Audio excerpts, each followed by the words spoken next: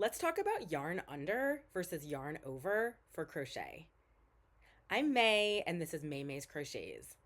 I'm a beginner crocheter just starting off on my learning to crochet journey. I've only been crocheting for a little while now, but I kept coming across people talking about the yarn under technique as opposed to the yarn over technique when making amigurumi and crocheting, and I've been curious. So, a lot of what I've been doing up until now to learn how to crochet is using the Woobles Learn to Crochet kits. All of those Woobles kits come with really detailed instructional videos online that show you all of the details for how to crochet your project. I have full videos on my channel if you want to take a look at any of the Woobles that I've made up until now. But the Woobles really teach sort of the standard way of crocheting, which it turns out is yarn over. Up until now, I've kind of had a little bit of a problem with all of the projects that I've made with Woobles, where there's these like really small holes that you can see between the stitches that are visible, and where you can kind of see the stuffing poking through a little bit, or you can see the stuffing just through the stitches. And I don't love the look of that, and I've been working on trying to figure out what I can do to make that better. So I've done a bunch of reading online, and a lot of people say one thing you can do is to try to use a smaller crochet hook, and that could make a difference. And so I've actually been experimenting with that. If you watch any of my videos on some of my recent Woobles Learn to Crochet kits that I've made, I've been actually experimenting with going to smaller and smaller hook sizes. The Woobles again they come with a 4mm crochet hook. I've actually done projects then at 3.75 millimeters, 3.5 millimeters, 3.25 millimeters. I actually don't own a 3mm hook, so I went all the way down to a 2.75mm hook for Alice the Strawberry. And it did get better. The holes got a little bit smaller, but they did not go away entirely. They still were there a little bit for Alice the Strawberry.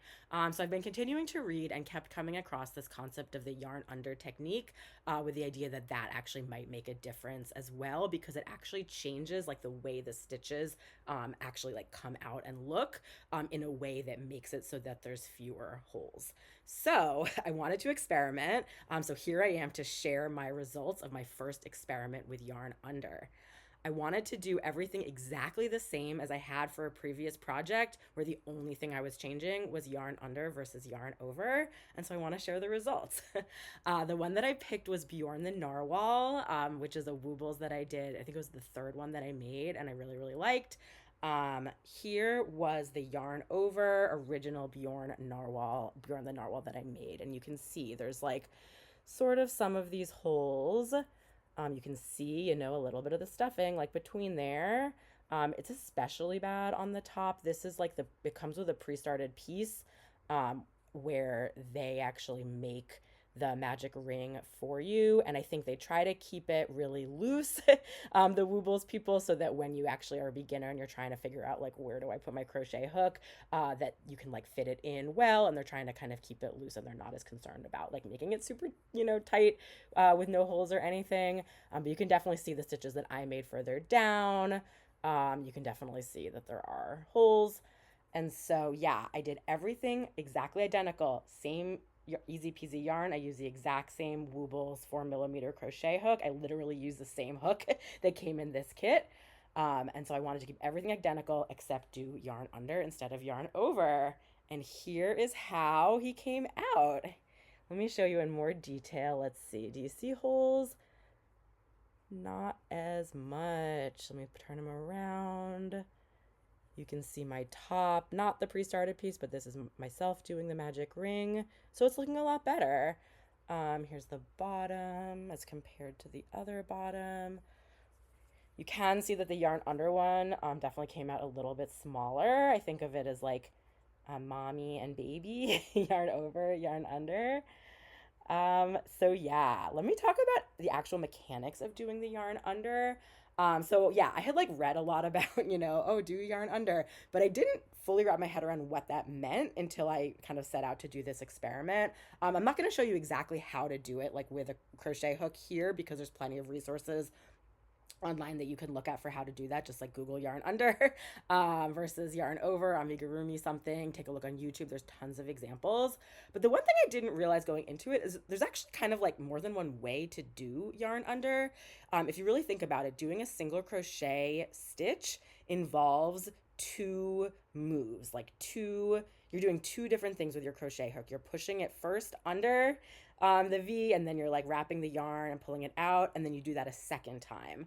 Um, and really, for each time that you do that, you can do either a yarn over or a yarn under. And so because single crochet, you have two of those, and then there's two different options, yarn over or yarn under. There's actually like 4 different permutations of how you could do a stitch, a single crochet stitch. You could do like yarn over, yarn over, yarn over, yarn under, yarn over, or yarn under. Technically, those are all 4 options. So standard crochet, like Woobles, is really yarn over. That's the standard. You do the yarn over both times, and that's the norm.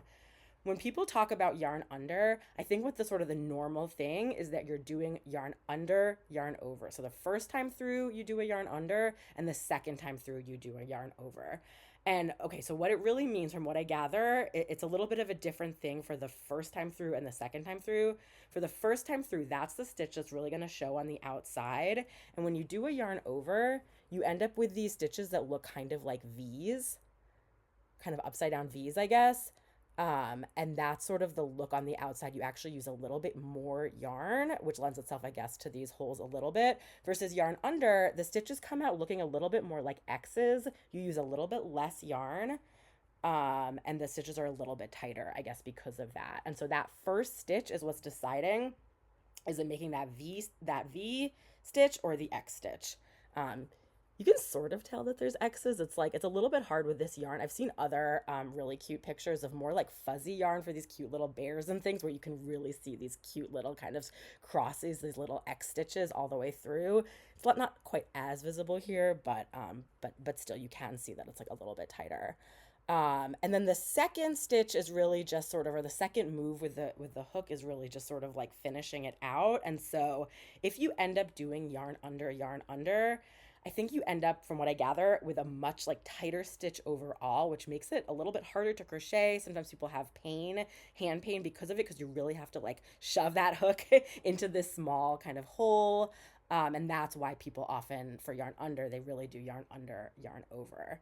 And then people don't really, it sounds like, do yarn over, yarn under, because the whole point of doing yarn under at all is to get this X look instead of the V look.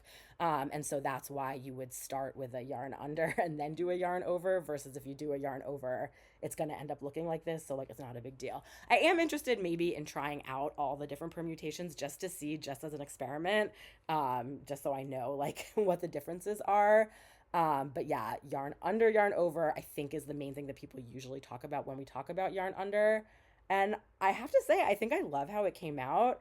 The actual mechanics of doing it was not too bad. It took a little bit of time for me to like get into the rhythm of doing it. I had to sometimes like stop and remind myself, like, are you doing this right? Be sure that you're actually moving, the yarn under and not the yarn over, or change the way that the hook kind of goes. I had to like remind myself to do it that way. But as I went on, it got kind of more and more comfortable. You do end up using less yarn. It is a little bit tighter. I can see that. And I can see why people with like hand pain, that might not be the best option for them. But honestly, after this experiment, I think I'm sold. I think I'm going to keep doing yarn under from now on for Amigurumi. I don't really see a strong reason not to, but we'll see. I will say, if people are interested in just like the Woobles in general and like knowing how much yarn they come with and things like that, I actually was able to finish both of these Bjorn the Narwhals using the single crochet Learn to Crochet kit for Bjorn the Narwhal that I had. They give you more than enough yarn, and I wasn't sure if they would have quite enough to do a second one. It was not enough if I had wanted to do 2 yarn over Bjorn the Narwhals, because yarn over is slightly more yarn. I had exactly enough yarn to do this second Bjorn the Narwhal using yarn under. I literally like got right up into the last stitch sewing on the tail. I had just enough yarn to sew it on.